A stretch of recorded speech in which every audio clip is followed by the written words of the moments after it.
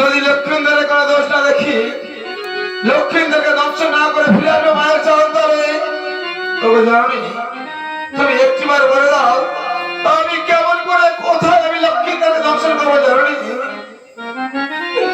কালী নারায়ণ জলে জলে তোমাকে কমে